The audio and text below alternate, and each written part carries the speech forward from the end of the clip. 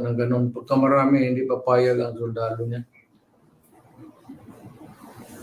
Iyariin kayo, sigurado ako niyan. Kilala ko ang sundalo. Nging presidente ako. Napipigilan lang. Pero pag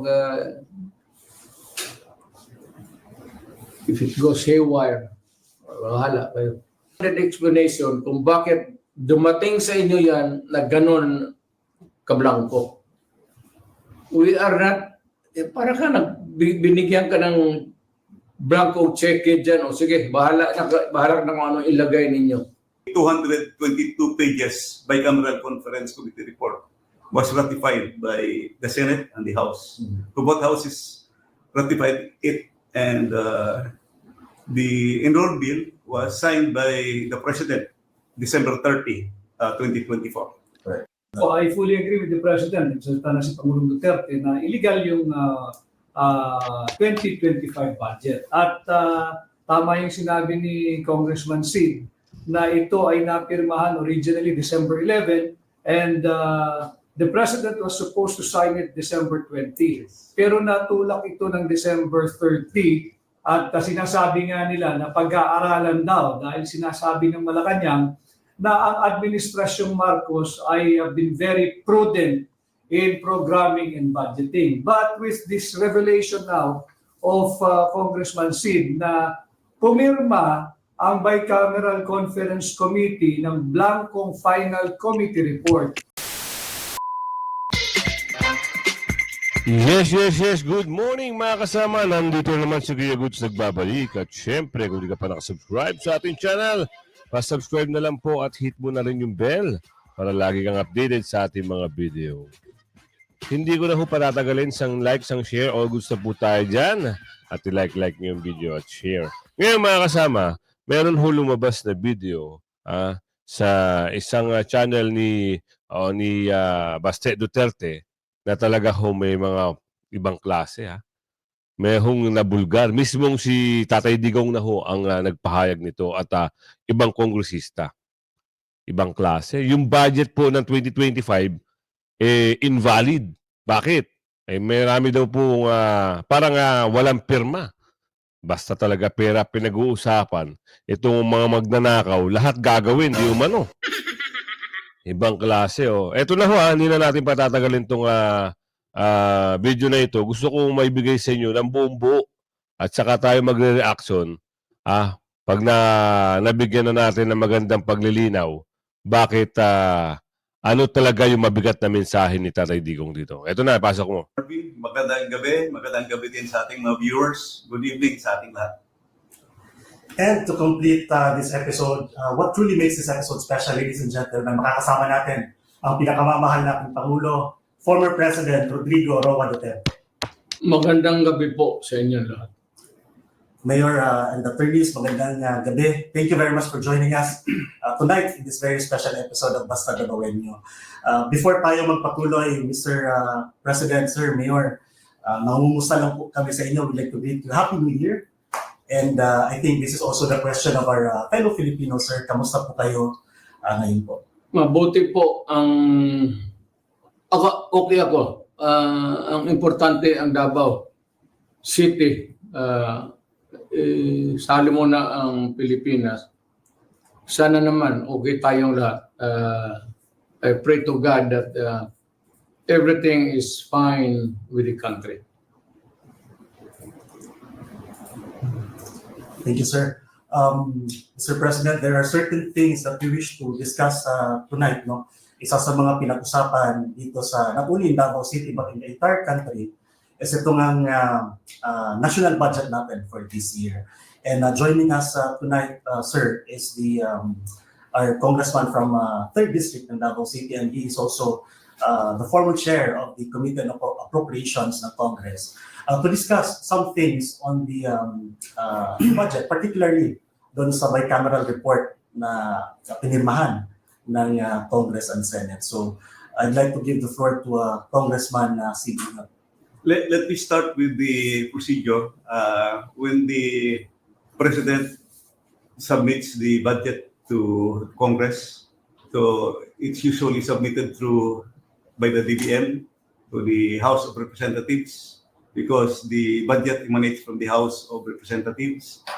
Then pagdating sa House of Representatives, matanggap yung National Expenditure Program and the other documents, yung BASF, saka other related documents sa budget. Then dadaan yun sa first reading, second reading, third reading. So after it's approved on third reading, pupunta sa Senado. Pagdating naman sa Senado, the same procedure, first reading, second reading, and third reading. So usually, magkaiba yung naipasa ng lower house at saka upper house, yung ating lower house of Congress at saka Senate.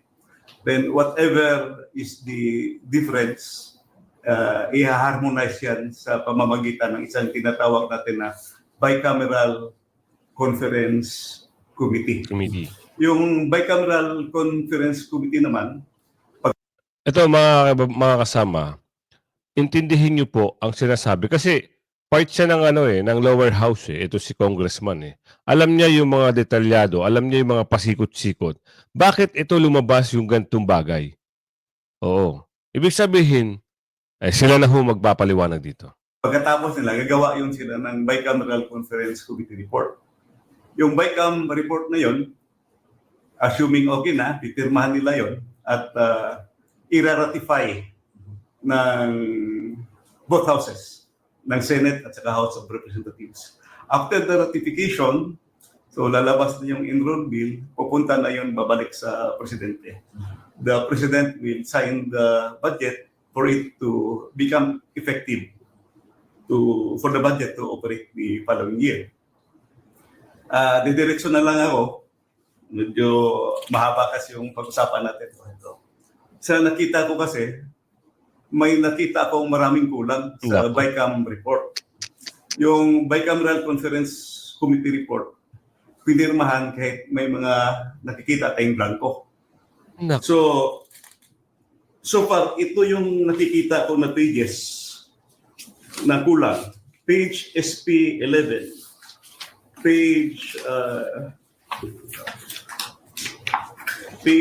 SP 12, page SP 13. Nako nga Page SP 15, page SP 17, page SP 20, page SP 21, page SP 22, page SP 36, page SP 37, Grabe. page SP 1. Lantara na ito mga kasama Blanco pero pinirmahan? Ibang klase. Ano gusto nyo sa budget? Talagang ubusin? Ito ho pag ganito ang sitwasyon na nangyayari, ibang usapan na ito. Talagang todong panluloko na sa mga taong bayan. Hindi lang sa taong bayan. Pati ho sa taas, niloloko nila. Nagsisinungaling sila Diba? Pipirmahan mo. Alam mo may mga blanco, pipirmahan mo. Ano kang klaseng tao? Diba? Tuloy. 162, page SP 168, page SP 183. Mostly from the Department of Agriculture and on program appropriations. So let's go directly to the page SP 11 to SP 12. Pwede naman siguro i-flash ito sa ating screen, no? Nahalata ko sa kasi Mayor, Mr. President, na maraming, at saka Harvey, maraming blanco. And these are not, I would say, ordinary figures because these figures will reach to billions of pesos. Tama. So, tingnan natin sa page SP 11 to SP 12. Line 49. After the acronym NIA, delete the amount in figures, 74 billion, 570 million, Ano ito? 743,000 and replace with blank. Lalagyan nila ng amount. Lalagyan nila ng amount yan, malamang. Diyos mio, ibang klase talaga mga kasama. Ganto ho sila kagarapan. 152. After the acronym acronym PCA, delete the amount in figures 889,065,000 and replace with blank. After the word total, delete the amount in figures 104,820,715,000 and replace with blank. At saka sa number 7, you will see the amount. Dito sa Bicameral Conference Committee report ito. NIA is blank, PCA is blank, total. Blank total, no? So maraming pages ito na ganito. Kung isa-isahin natin, I think 13 pages pa yung nakita ko na blanco at saka pati na yun sa unprogrammed appropriations. At saka may nakita rin akong observation. Sa page SP11 of the BICAM report, it says that the Agricultural and Fisheries Modernization Program of 146,335,937,000. Klaro yun sa BICAM report. However, pagdating sa GAA, General Appropriations Act, ang lumabas na figure is only 126,728,221,000. Ang ibig sabihin, merong discrepancy. So, paano nagka-discrepancy? So, with all these findings, makikita natin na defective yung BICAM report. At bakit pinirmahan ng members? So, the House and the Senate ratified defective BICAM report. In other words, apektado yung ating GAA because BICAM report was defective. What was ratified by both houses are defective. Ang dami kulang na blanco. Tama. That can be shown in the BICAM report at pirmado. So, yun ang aking nakikita na findings. Thank you, Congressman Sid. Just before we get the input, the insights of President Duterte, just to refresh the timeline, this bicameral report was signed and ratified last December 11. Yes, December 11, ang final meeting nila ng Bicameral Conference Committee report at pinirmahan ng members. And on the same day, December 11, the 222 pages Bicameral Conference Committee report was ratified by the Senate and the House. So both houses ratified it, and the enrolled bill was signed by the President December 30, 2024. Congressman, lumalabas dito, itong mga pumirma dito, alam na nila na mali. Merong kulang, may mga blankong amount. At yung yung GAA at saka yung pag-uusap dyan, ibig sabihin, may sabwatan nangyari. Ng mga mga basta pera talaga, no? Ibang klase talaga. Whew. Correct me if I'm wrong, especially for those Filipinos na, to put this na maintindihan nila, simply, sir, kumbaga, there's this document, this BICAM report, na pinirmahan na may mga blanco pa na items. Yes, makikita ito. Nandito sa ito yung copy total copy ng Bicameral Conference Committee report. Nandito yung 222 pages. May mga vacant pages. I really don't know kung paano lumabas na may figure na pagdating sa GAA. Okay. Thank you po. Mr. President, sir, what's your comment on this particular issue? Well, it falls short sa exacting standard ng ating batas na lalo na money appropriations must appear the true and correct value kung anong gusto mong what would be the application for the money for public money. Pagka ganon, there's something terribly wrong. And as a matter of fact, I would say, kung may mga blanco yan lumusot, that is not a valid legislation. Oh, sa inyo na? Kung nasa batas na yan, lumabas na yan ng blanco-blanco, either it could be filled up before or after sa Congress, pagka ganon, what must be submitted is the true and correct figure coming out as prepared by the budget submitted to Congress for appropriation. Pagkaputol-putol yan o may kulang, that is not a valid budget for implementation as law. It's not only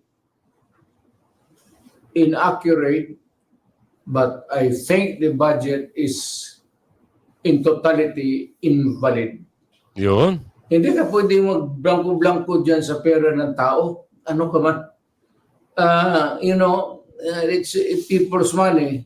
Maglagay ka ng mga mga provisions, but without the true and correct items or money that would be appropriated by Congress, by the people owning the money.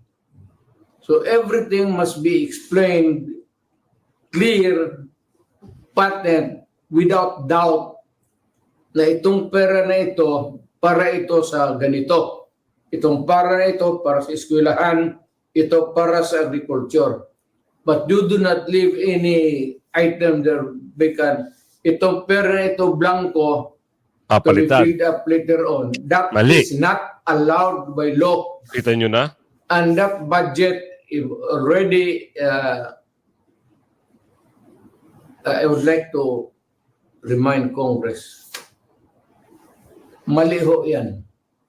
It's invalid. Please correct it.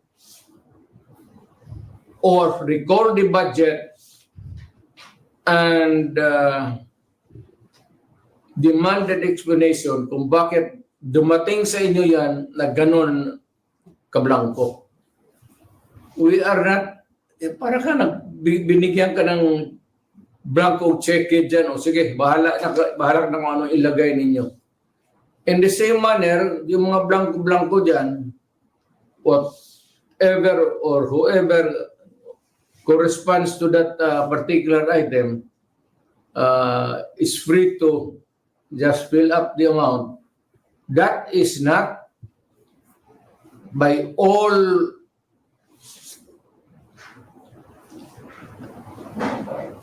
commandments of the law, that cannot be valid, invalid, unenforceable. And kung na-implement na, it must be corrected and the money returned if already spent or corrected. And kung sino man ang niyan, they have to give us the explanation. Otherwise, sabihin ko sa mga Pilipino, huwag na kayo magbayad ng buwis ninyo. Ganun lang naman, pinagsasayan ito mga kumang na to.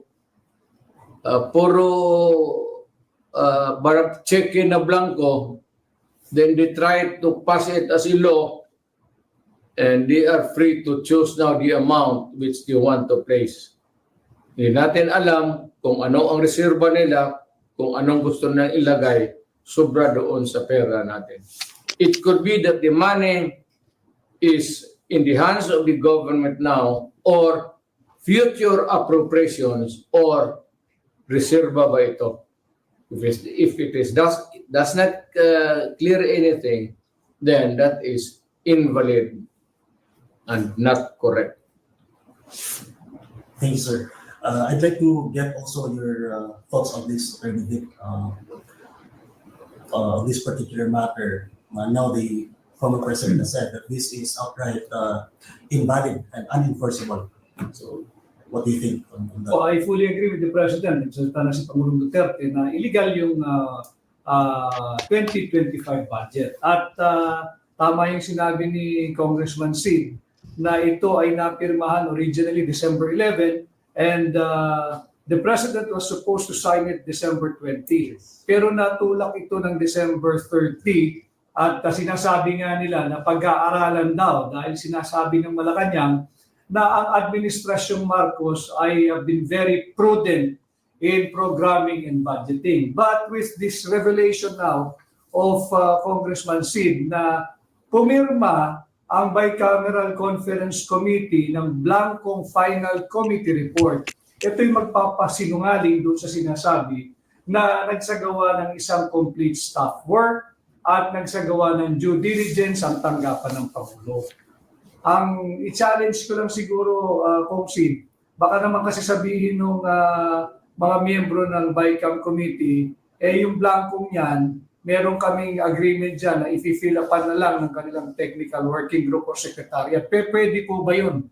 Hindi yan pwede because and I think it's in the BICAM report also that we made an omnibus motion to allow the technical staff to make correction in cases of typographical, grammatical, or nasa omnibus motion, printing errors.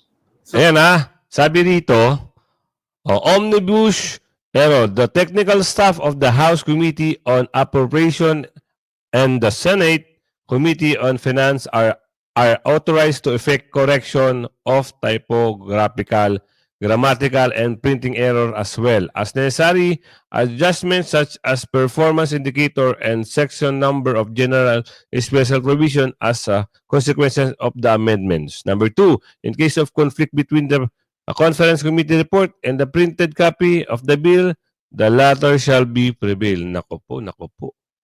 Tuloy. Uy, anong nangyari? Nawawala Uy, ulitin natin For those Filipinos na, to put this na maintindihan nila, simply sir, kumbaga, there's this document, this BICAM report, na pinirmahan na may mga blanco pa na items. yes, makikita ito. Nandito sa ito yung copy ng total copy ng Bicameral Conference Committee report. Nandito Ito. real unsubstantial items, yung blank items, may figures na malalaki, hindi pwede yun. That can never be classified as typographical or grammatical or printing error. Alam mo, yung nakikinig, baka hindi nyo alam yan, yung typographical, grammar or anything, that has nothing to do with what the intent of the law or Congress wants. No, you put anything there that is not the reflection of what Congress has passed or what is really the correct amount doon sa mga budget, i-jumble-jumble ninyo, that is falsification of law. Perjury yan or whatever, perjury, forgery, and it can only amount to one thing. Alam mo ano? Criminal action. You can all go to jail for that. At kung ako ang binigyan ng trabaho to follow up these things and ganito ang lumabas, my God, you will all go to jail. Mabigat yan. Public document na yan. So if it's different from what was really intended by Congress or was not really true an accurate copy as passed by Congress, that is falsified or forgery. In which case, mamili ka lang, forgery, falsification, or jail. Alin dyan sa tatlo, papasok sa iyo.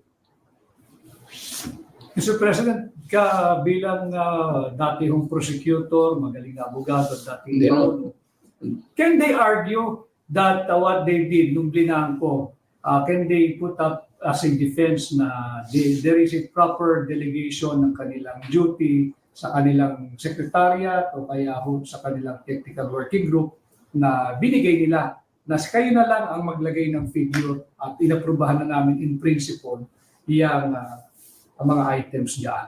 These are the things that cannot be delegated, especially the amounts. Hindi mo pwedeng biro-biro yan. It must be exact.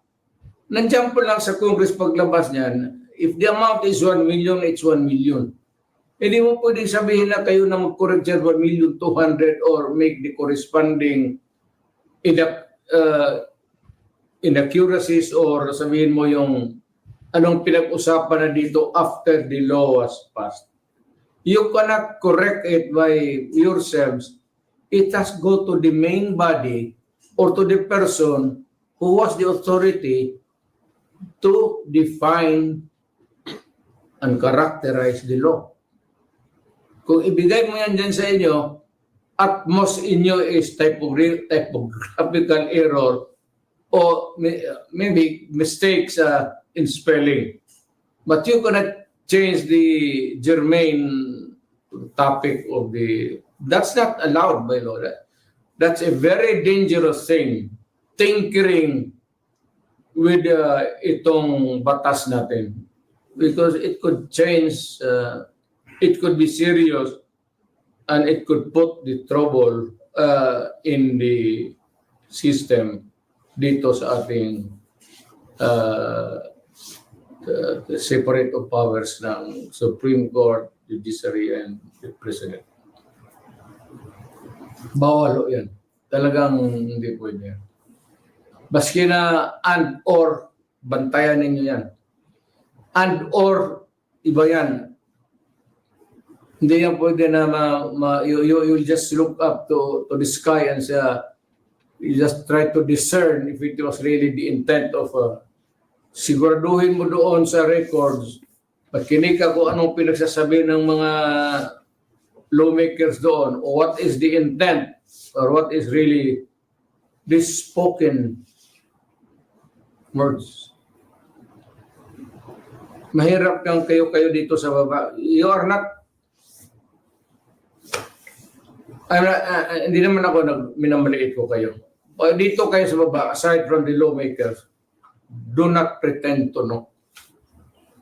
And do not pretend to guess what is right and what is wrong, and what is true and what is false. Talagang accurate yan. Refer to the records, and if you cannot get it from kung hindi masyado klaro, then you listen to the recorded history doon sa Congress. Marami namang stenographic notes dyan eh. Hindi lang isang tao dyan. May stenographic notes ang Senate, the individual senator, and yung report ng Congress itself. If I may, You cannot, do not say that you cannot go wrong. Hindi ka pwede sabihin magkamali ka. There's so many records to refer to or get into what is really the accurate and true, whatever it is that is to be placed there in the document, whether it is a law, resolution, or an official document. Thank you, sir. Attorney Del Rey, is there anything you wish to add in the discussion? yes, actually earlier, when Congressman Ungab showed me these documents, I was honestly in total shock. Tama yung sinabi ni Presidente that all the figures in the enrolled bill for the General Appropriations Act for the President to sign should be accurate. But in my experience, in fact, if I may add, Mr. President, meticulously accurate, because I was once a head of a line agency, yung LTFRB. Mabusisi ang pag-prepare namin sa aming budget proposal, no?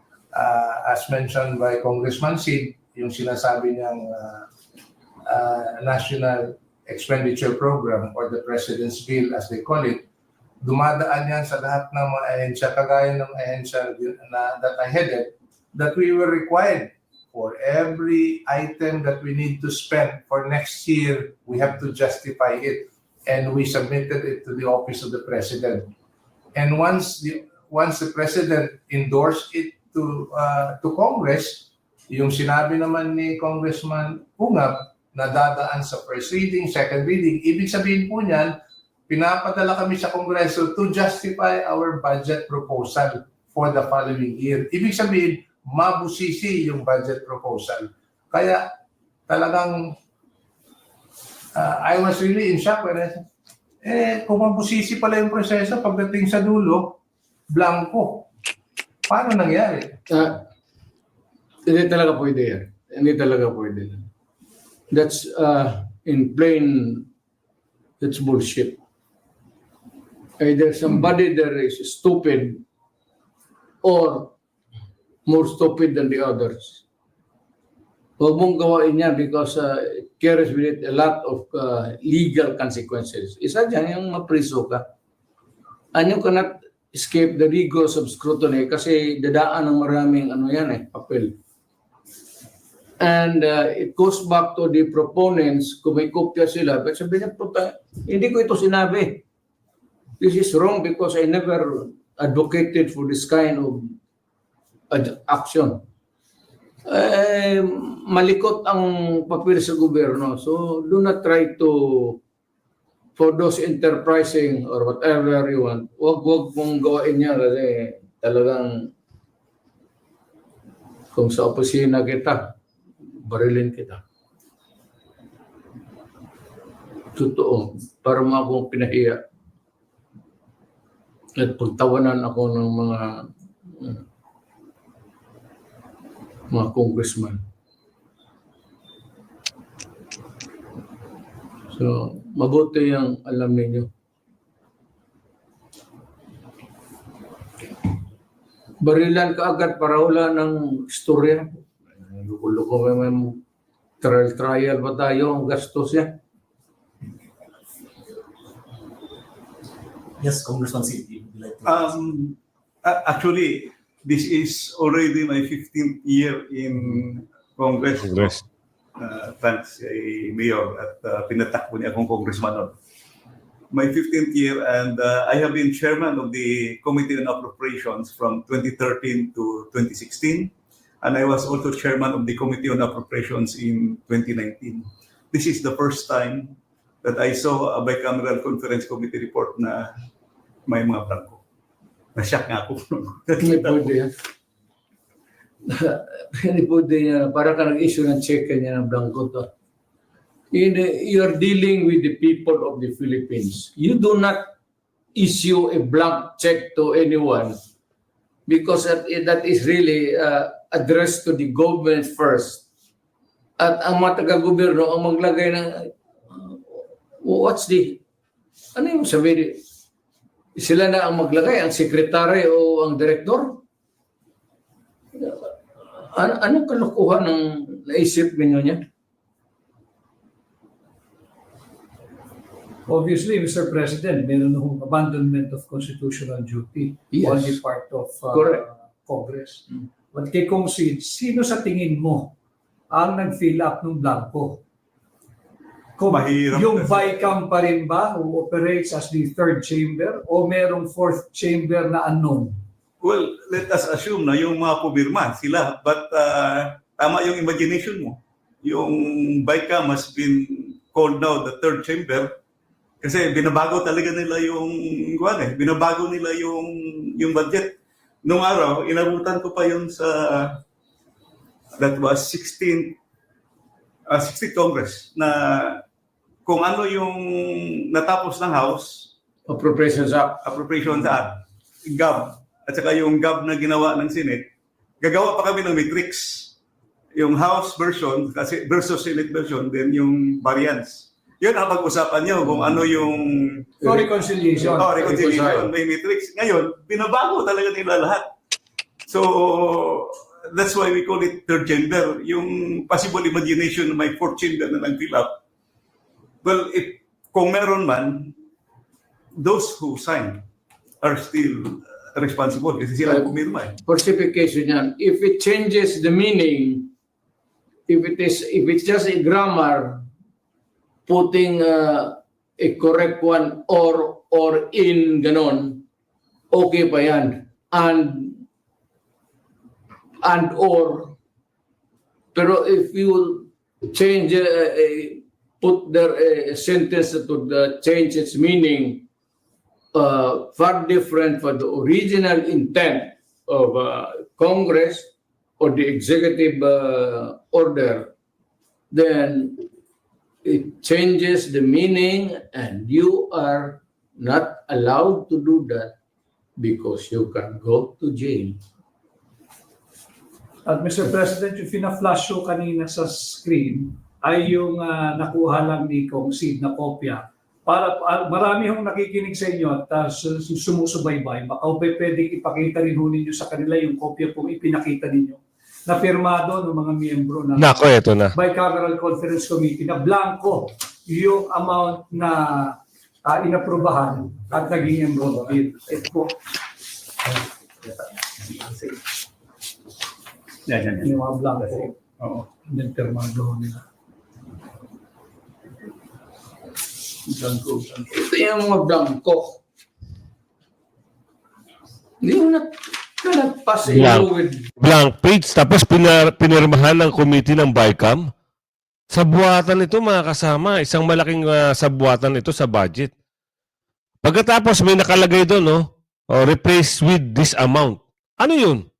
Focusin yung budget ng Pilipinas? Ibang klase ang tirada nito mga nasa gobyerno ngayon, mga kasama. Lantaran na ito, hindi na makatarungan. Uubusin ang kaban ng bayan. Sa tingin natin, ito ang mangyayari. Bakit? Bakit kailangan mong blankohin? Ang Pangulong Duterte nga hindi nagblanko dito sa mga ginawang budget nung siya'y nanunungkulan. Tapos kayo ngayon, gagawan nyo? Meron pang kondisyon. Aba, matindi kayo ibang klase kayo. Tuloy. blank.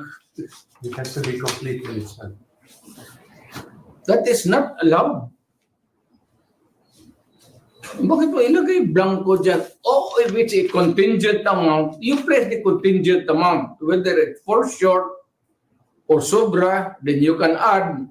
Or kunin mo kung may sobra. But you cannot speculate by placing a blank there for the amount of the appropriations or whatever it is. It is not allowed by law. You cannot pass an incomplete appropriation or bill for that matter, whatever.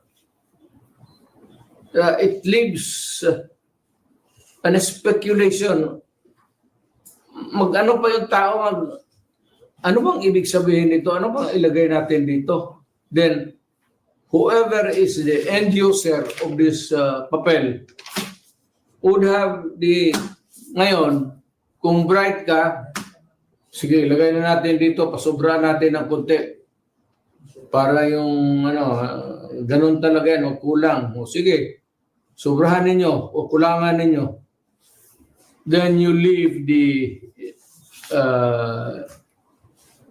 money intended for any public purpose to the speculation or to the guessing game of the people who are supposed to implement the law. Bawal yan. Bawal yan. And you can go to jail for that. Mind you.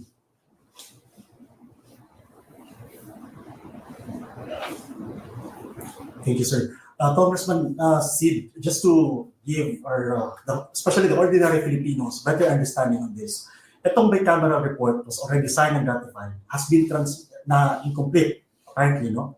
Has been transmitted to the executive department. Which, Hindi. Yung bicameral conference committee report, after ratification, i-reflect na yun siya sa tinatawag na enrolled bill. Yun na yung final copy correct. na dadalhin sa Malacanang for signature to the President. And Usually, pagdating naman sa President, marami namang economic managers, particularly DBM, will assist him review the budget. Correct. So ang nangyari, sir, no, just for everyone's understanding, that bicameral report na blanco, we could assume May pages na blanco. May pages na blanco. We could assume that when it reached the office of the president, may items na yun. May amount na. May amount na. Mayroon na, may amount na. Yung GAA, may yung enrolled bill na dumating sa office of the may Amount. may amount na. Correct. Which later on, he signed. The president signed. After the review. Kasi nag-request siya ng extension, di ba? Nag-move na yung signing kasi i-review. Ang tanong lang natin mga kasama, nakita ng kung sino nakaupo ngayon ha? Bakit pa niya pinirmahan? Hindi niya ba naisip na magkakaroon ng conflict yun? Pagdating ng araw, lalo na may mga kopya itong mga kongresista na ito, isa-isa ho yan may kopya. Kasi part sila ng lower house para doon sa sinulong na budget. Ngayon, siyempre, kung mahina ang utak mo at kakampi ka nila, ikaw, tatanggapin mo na lang. Pero, kung ikaw ay maninindigan at alam mong mali ang ginagawa nila, tama yung ginagawa ni Congressman Sid. Binulgar niya. Tama ho yan. Para malaman din ng ating kababayan na hindi lang pala dinuktor, merong sabwatan na nangyari by camera, lower house at upper higher house. May sabwatan na nangyari, di umano. Ngayon, ano magiging epekto nito sa ating sambayanan? Yan ang tanong. Tuloy pa natin to. No, Congressman Sid, with this development now, we found out that the bicameral report was there were items na blanco but napirmahan na. What could be the implication of this on this particular matter, especially to the office of the president? Actually, the budget is highly questionable. Kung akong tatanungin, akit na yan dapat sa Supreme Court kasi napirmahan na ng presidente. Sid, matanong kita, when would be the earliest event that could discover this kind of... Actually, Mayor President, I was studying, gumagawa ko ng paper. Yung part 1, binigay ko na kay Atty. Vic. Marami na akong binigyan. Yung mga kaibigan ko na mga advocates doon, health advocates, pinadagyan sa part 1. While I was making part 2, in fact, I have a meeting last week dapat kay Atty. Bago lang yan, a few days ago, kay Atty. Vic sa kay Peter Lavinia. Nung yun, ibas ko. Nakita ko, all of a sudden, na-remember ko yung bicameral conference committee report. Kasi gaa lang tayo unconstitutional, yung education budget, talampasan ng DPWH. When I reviewed the PhilHealth budget, sabi ko, tingnan ko kayo yung BICAM report. Tingnan ko yung BICAM report because I want to know kung ano ba yung ginawa nila. Na-shock ako nung nakita ko, pag open ko sa BICAM report. Naku, may mga blanco. So, isa-isa ko. So, I made my study now. Ito na yung ginawa ko, Mr. President, na mga 3 or 4 days ago, nakita ko. It behooves upon you to call the attention of the public. And lahat na, President, lahat ng Senador, pati yung judiciary, that there is something terribly wrong going on. And if need be, you file the necessary corresponding charges anti-graft kung sino nang palusot niya into its final form dumating sa inyo. You did not really na-approve na sa Congress any attempt to pass on to Congress a falsified or a thing which is not a document which is not true and correct is, as a matter of fact, at that point already a consummated crime.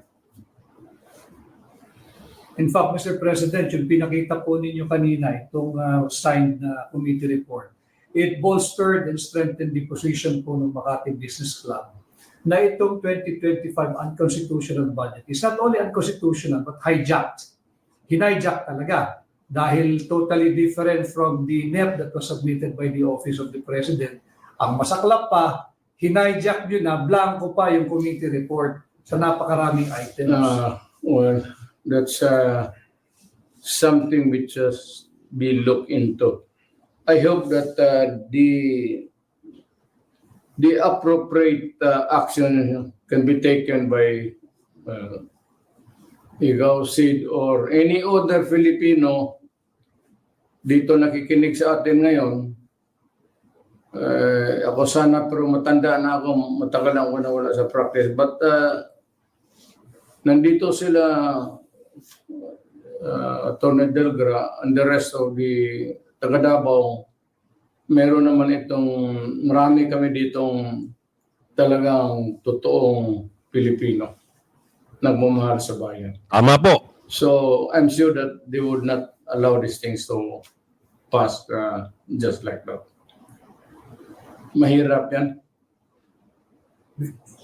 If I may, Mr. President and Congressman Ungap Harvey, ang pagkaintindi ko dito sa na-discovery mo, Congressman Sid, isang departamento lang ito, and including a provision on the unprogrammed appropriation.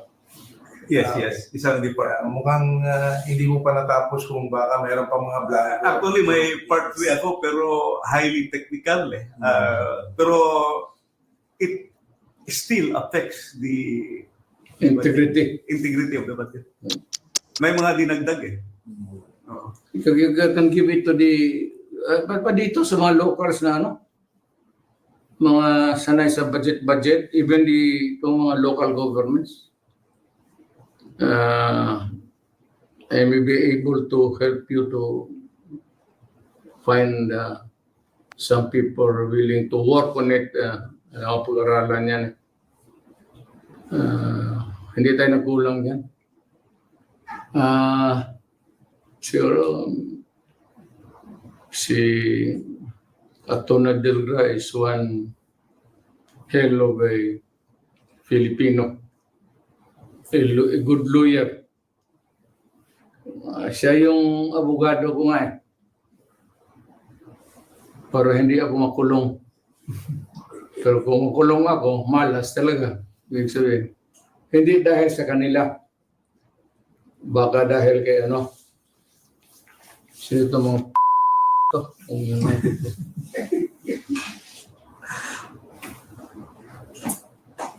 Thank you, Mr. President. Sir, Congressman Sid, are there any things pa na you wish to discuss on this particular, ito sa report na ito? I think we have thoroughly discussed it already.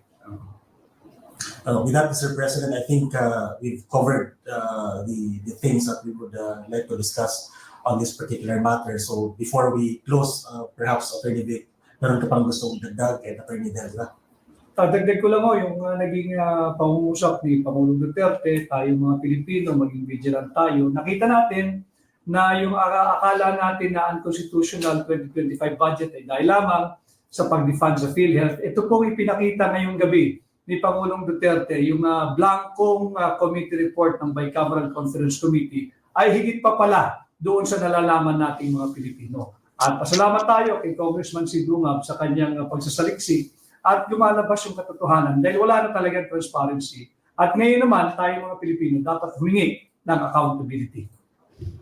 Thank you, Attorney Vic. Attorney Delga? Yes po. Itong na-discover ni Congressman Sid, mas mabigat pa ito to what was already discussed in the several weeks that we had, as mentioned by Attorney Vic, as regards yung pagtataas ng budget ng DPWH over that of the Mas mabigat education pa. sector, which is already unconstitutional. Ito, mas glaring pa ang anomalya. So I think this has to be addressed. And good that Mr. President had called out to the Filipino people to look into this and to question the highly anomalous legislative process in coming up with a national budget for 2025. Alam mo, if I may add, nakikiusap lang ako sa mga ulol na to. kung sino yung gumagawa ng ganun. Pwede bang sabihin ko sa inyo na do not the people of the Philippines. Magkagulo tayo. Huwag ninyo kaming isali, buhay pa ako.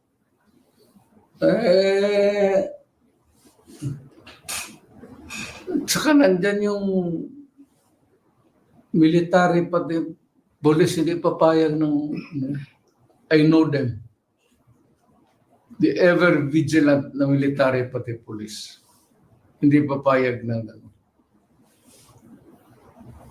You better, kayong nasa bureaucracy, better stand up straight and be counted as a true Filipino. Otherwise, you are asking for your early demise. Alam mo, pag nag-kudita ito, patayan, lip and right yan, baka una kayo. Alam mo, ang ayaw ng sundalo, naghihirap na nga sila para sa bayan, tapos nanakawan pa ninyo ng pera. Hindi, ibigay na lang nyo sa mga sundalo sana yan. Bakit pa ninyo, not good. Not good. Dagdag na lang nyo sa edukasyon sa mga bata, yung sa mga disasters, dagdagan ninyo, yung ano talaga, edukasyon, pati yung mga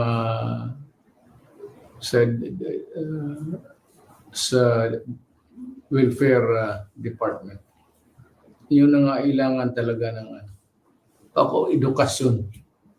Dagdag na lang ninyo, huwag ninyo sayangan yung pera.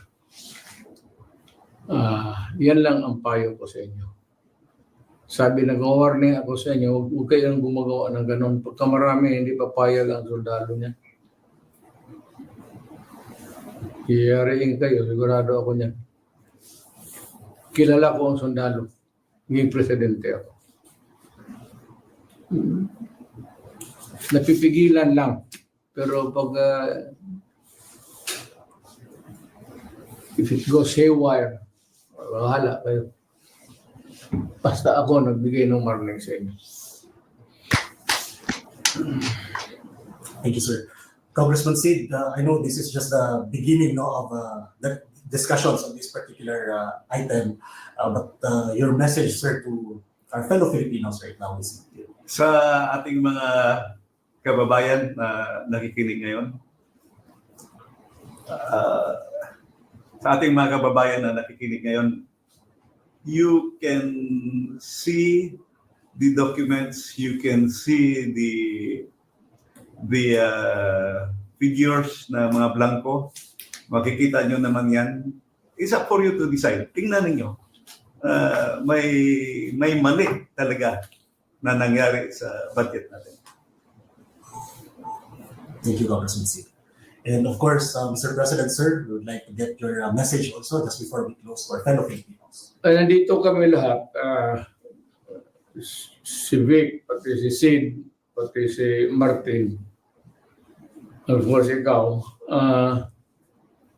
gusto lang namin malaman ng tao na interesado kami sa ating interest sa bayan.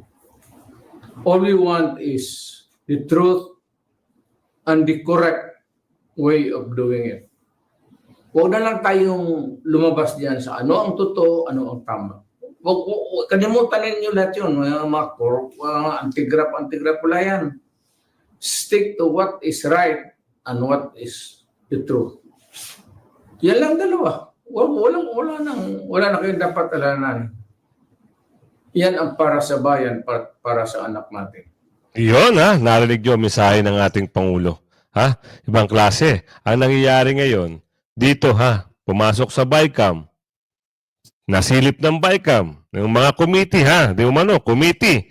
Sila nga dapat tututol kung may mali. Ibig sabihin, pinirmahan. Sino nagpipirma? Ang mga galing.